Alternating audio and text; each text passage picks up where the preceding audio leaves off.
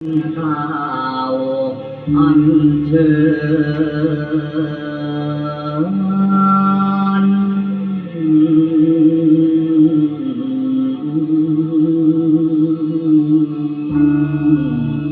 เชิญแม่ลงมา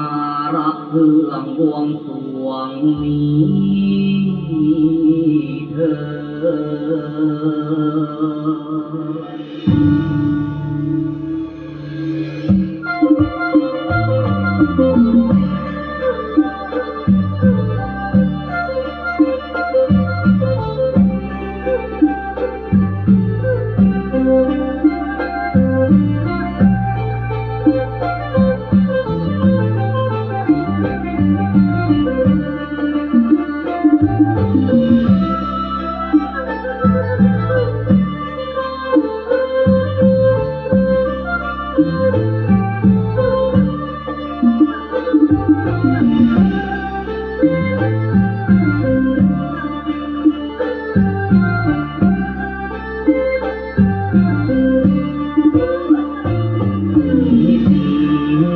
นี่เป็น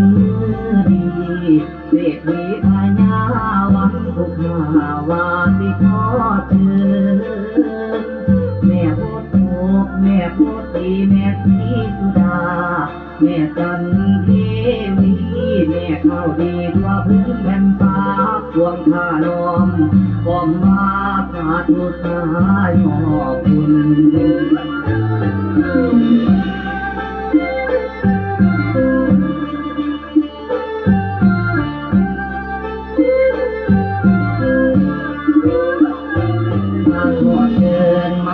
เบยเครื่องเส้นไหว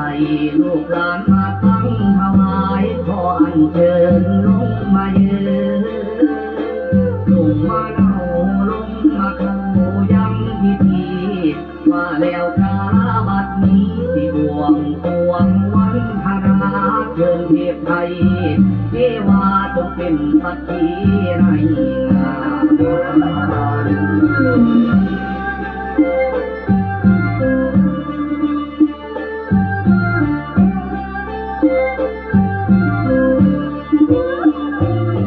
่อนเชิ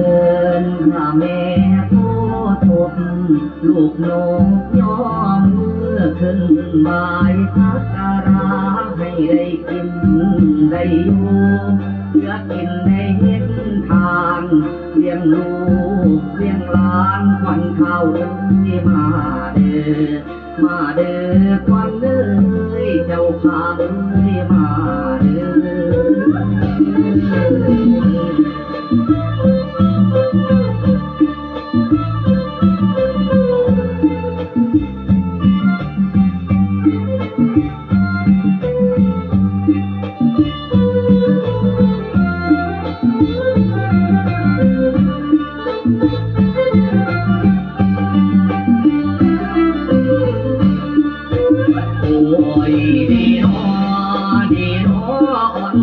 ในเงียงน้ำสู่ซอยตอนฝนลำในเงียงน้ำสู่ซอยให้ใบลำปล่อยให้กาแลเดินเป่าไว้เดินควันใจสาอะไรทีวีบางเมียโบตกเจ้า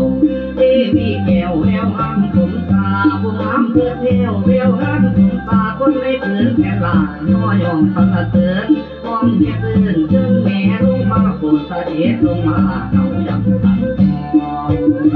พวงตาทำพวงมาแต่ก็พวงวันทาลูกหลานโยมาเก็บได้กันหาบุษาพระเมเดินมาอย่างเทียมเทียนพร้อมน้อมนั่งเท่าแก่โศกแต่งเตรียมซ้อมเจ้าต่างแต่ขอพรพระเมมาช่วยโปรดปรา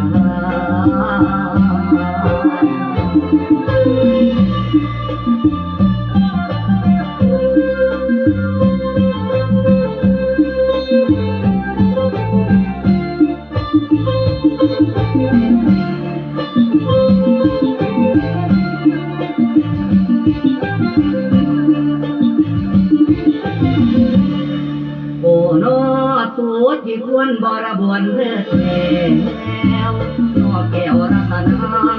นี่มายังสวมก ลังเกียรตา